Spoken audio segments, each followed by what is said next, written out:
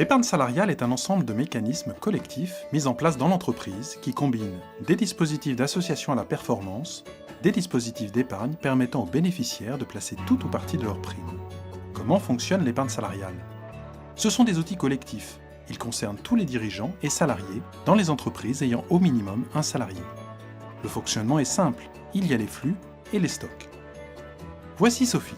Dans son entreprise, elle bénéficie de primes d'intéressement et de participation. Elle peut choisir d'encaisser ses primes directement et dans ce cas, elle paiera un impôt sur le revenu. Ou elle peut choisir de l'investir dans le plan d'épargne d'entreprise et bénéficier des exonérations fiscales. Sophie peut aussi effectuer des versements personnels volontaires dans son plan d'épargne tout au long de l'année.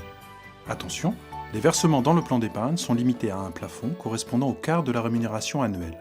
Et si l'entreprise l'a prévu dans son règlement de plan, elle pourra même bénéficier d'un abondement dans son plan d'épargne, c'est-à-dire que son entreprise va ajouter un versement complémentaire au sien.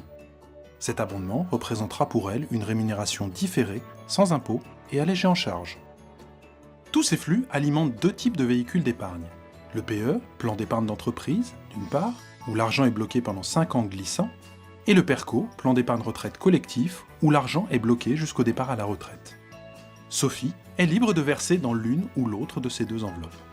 Des cas de déblocage anticipé sont prévus, comme par exemple l'achat de la résidence principale, ce qui fait de l'épargne salariale une des solutions d'épargne les plus souples.